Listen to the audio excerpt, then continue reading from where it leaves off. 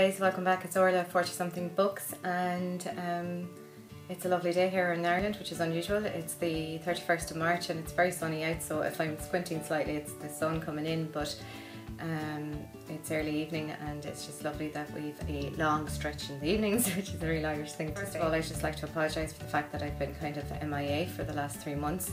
I had a few health issues and I just went into a reading slump and I haven't really read that much. So I kind of just stopped filming and I just want to get back into it. So this is my April TBR and I have 4 books for you, and one of which is sort of pop psychology. I'm not sure if anybody's really interested, but I'll include it anyway. And the other 3 are, well, sort of one's a romance and 2 thrillers. So to jump in there, the first book I have for you is by Liz Nugent. She's an Irish author and I think this is her first debut novel, and it's called Unraveling Oliver.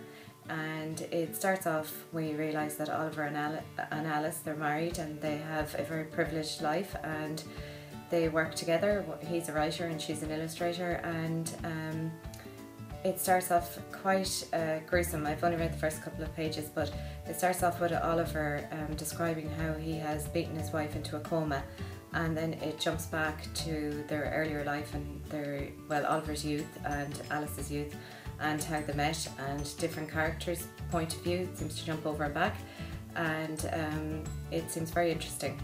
The second book I have is quite a whopper. It's by Louise Doherty and it's Apple Tree Yard, and it's a thriller, and it starts off with Yvonne Carmichael, who's a geneticist, a very successful scientist in her own field, and she's married and has 2 grown-up children.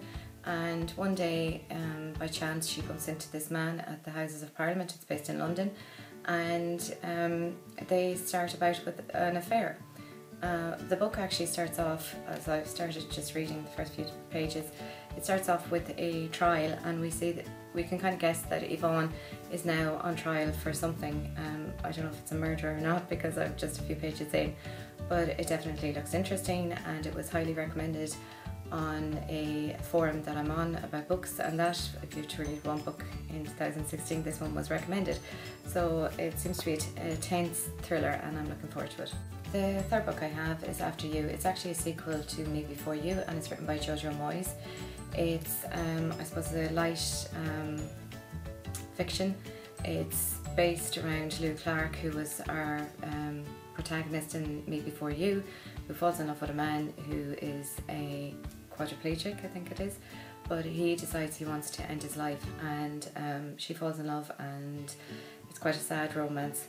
But the After You book is the sequel to that, and it starts off with Lou Clark and it's 18 months later and her life is adrift. She's working in an airport bar and her close-knit family are there for her, but she isn't really doing anything with her life, and then this stranger comes into it. So I suppose it's the usual sort of fiction, what's it called, chick lit fiction, but I thought it might help to read something like this, seeing as I've been in such a reading slump lately. The last book is I Can Make You Thin by Paul McKenna. The reason I picked this up was it was on sale in a supermarket. It has a CD at the back, a kind of hypnosis CD, which I have listened to, and it's very relaxing, and I sort of skim read this a couple of months ago, and I've decided to give it another go and just see about attitudes to what we eat and why we eat, and ways that you can sort of, I suppose, control your eating and become healthier.